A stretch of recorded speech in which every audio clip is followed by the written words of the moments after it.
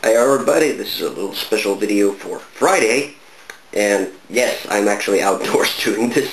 Don't know why, just doing it, just for the sake of change of pace. And what should I be talking about? Well, I finally got Resident Evil Afterlife on DVD, and I realized I never really gave a proper review of Resident Evil Afterlife, even though I said I would. By the way, I do have to point out though, the disc is really bland. The background is like, I don't know if you can tell, but there's a grid, but it's mostly white, so it's like the Sega Master System grid. It's that plain. As for the movie, well, I was afraid that this would be the case, and unfortunately it is. The movie just does not look as good as it did in the theater because I went to see it in 3D. It's a really nice looking film because of that, but really the film is all about spectacle. When I saw it in the theater, I actually thought it was a little bit better than Resident Evil Apocalypse because it got me so pumped up, but afterwards, looking at it, without all the 3D effects or anything, I actually think this is even worse than Resident Evil Apocalypse, and I don't want to hold that against it. I think the best part about this movie is the fact that it, for the first time, has three major characters from the Resident Evil video games in the same scene. So the Redfields, Chris and Claire, with Wesker, and that fight scene is really awesome. There's a few funny points in it. Main problem with the movie, however, is that the story's really weak. On this one, it's much more weak than in Apocalypse, and even worse, most of the supporting cast, with the exception of one character, the movie producer, most of the supporting cast was really uninteresting, and even though it broke a few Resident Evil cliches, as I like to call them, I've got a bunch of them on my blog. I just didn't feel that this one was as good as the previous films. And another annoying part about this is, of course, is again there's a cliffhanger ending, and again, Milla Jovovich already blurted it out before I even went to see the movie that there was going to be a fifth film. So I'm hoping that if they make a fifth film, that it's going to have a much better story. I'm not sure if this is turning into a rule like every other Resident Evil movie is good, and every other one is weak story.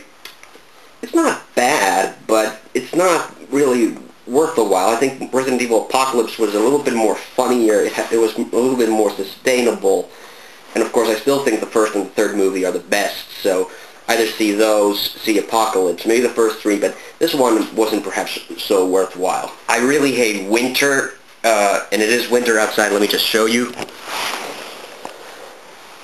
See, there's no snow outside. So I hate winter, not because it's cold, but because it cannot be consistently cold. Like, if you live in a country where it rains snow during the winter, you know that there's different kinds of cold. There's like the freezing your balls off cold, which means your breath turns to frost and it covers your face kind of cold. And then there's the cold, which isn't bad, but it means it's snowing a lot, and then you have to keep cleaning the snow up a lot. And I hated that this week has been, it started off freezing as balls cold, and then it started raining snow after that. And it's a relief when it starts snowing, but it's bullshit because I don't have a car. I get around by bike, on my bicycle. So that's a bitch. Another thing I hate about winter is that Formula 1s are not on, but they're going to be soon.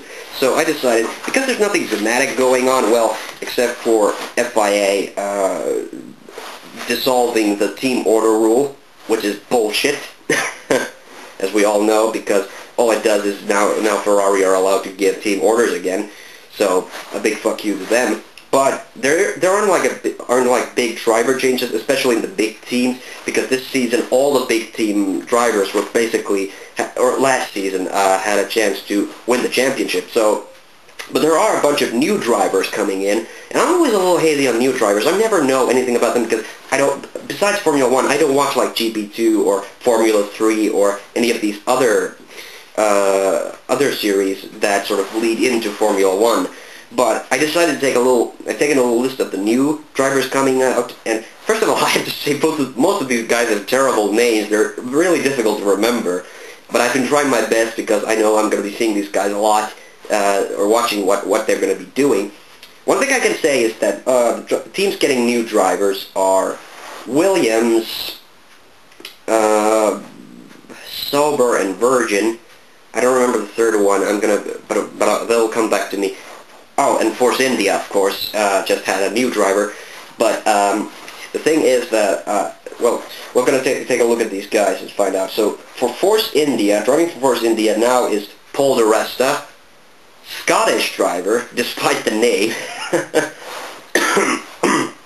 Previous accolades, he was the British Formula 3 champion, and I think Masters of F3, I don't know what that is. Is that like a single event, or is it a whole series? I think it's a single event. But anyway, he won that, and last year he won the Deutsche Tourenwagen Masters. So it's a car with a roof that they drove, and it's a fairly it's a fairly new accolade. So this guy looks like he could do well, but he's driving up against Adrian Sutil, which in my view is Force India's strongest driver, has been for a long while. Tony Liuzzi got kicked out of the team now, and although Nico Hulkenberg, or the Hulk, as I like to call him, is now the test driver for Force India, so good for him. Although it would have been nice if he would have given it a second season at Williams. But anyway, Paul di Resta might be promising. Pastor Maldonado, I think he was Venezuelan. I still don't remember, but Pastor Maldonado. That's a difficult last name, but Pastor basically. Last year's GP2 champion, so this guy has a fairly recent accolade. He has the shortest racing history of any of these new drivers that are coming in. He's driven like 4 seasons at GP2, which is great because he's making into F1 pretty quickly. But Sergio Perez, this is the Mexican guy who's coming to drive for Sauber. So Sauber's given Nick Heidfeld the boot, and Pedro de la Rosa, who Nick Heidfeld was replacing at Sauber during that last leg of this season, this past season, is now driving the tire tests for Pirelli, who's going to be supplying tires for F1s, and this was what Nick Heidfeld was doing before he replaced Pedro de la Rosa, so doesn't seem to be working for Nick Heidfeld no matter where he goes. If he doesn't do well very soon, and he's up against probably the most promising newcomer to the sport, Kamui Kobayashi, so yeah, Perez has better watch his ass. Of course, we don't know what Sauber's car is going to be like, but I hope it's much better than the beginning of last season. And of course, Kobayashi scored lots of points, much more than Pedro de la Rosa, so who knows? The final guy, and he's going to be replacing Luca Di Grazia on Virgin. So Virgin is the new team that came out last season, was the last ranked team in F1, so it didn't work out so well. They got beaten by Hispania, the guys who didn't get both cars on track until the first qualifying of the season. No testing, not even the first Friday practice, the first qualifying of the season. And these guys, Virgin lost to these guys. But anyway, this new guy, he's Belgian, Jerome Ambrosio. The guy has horrific accents on his name. I can't write his name correctly no matter how I try. But Jerome Ambrosio is the closest thing to a Frenchman we've had in a long time. Former Formula Renault winner in Belgium, of course. International Formula Masters winner. One time he's been the second best driver in GP2 Asia Series. But I looked at his resume, and unfortunately in the last 2 years when he's been driving in GP2, his best position was, last season he was not very good. It was something 14th or something, and he only finished, there were 20 races, he did not qualify for 5 of them, and he only scored points. In the 15 races that he finished, he scored points only in 4 of them. But he did win the Monaco Grand Prix last year. So this guy, maybe, I don't know. But then again, it's a Virgin, so they're a backlog team. But then again, Lotus is probably going to be a middle-tier team this season, so I'm hoping Virgin will be 2. I don't know what the hell's going on with Hispania. They basically hired Narayan Karthikeyan again, the first Indian F1 driver ever, and they gave the boot to the second Indian driver last season, second Indian driver ever, Karan Chandhok. I hope he gets a test drive at Lotus. He's been talking about it, and I really hope he does get that, because Karan Chandhok was really not given a fair chance. Last thing to talk about, I downloaded some games on Xbox 360, got it updated, and lost my Stan the Salesman hat and jacket, which sucks.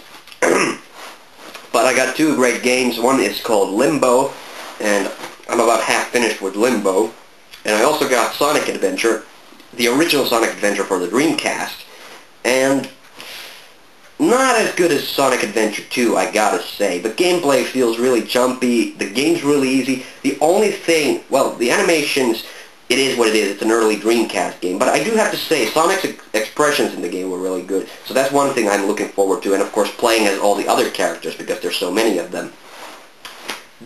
But the music's okay, but it's not as good as Sonic Adventure 2. The levels, not as good as Sonic Adventure 2. The voice acting is actually pretty good. That's the first thing that I've really liked about this game. But I don't know. It seems like for all the hype and stuff that there was talked about, I mean, of course, 3D adventure, 3D platforming games have gone a long way since then. I don't know. I could end up liking it. I could end up hating it. Really depends. But, you know, I'm playing that, and I'm playing also Limbo. So that wraps up for this video. See you with a new top 10 on Monday.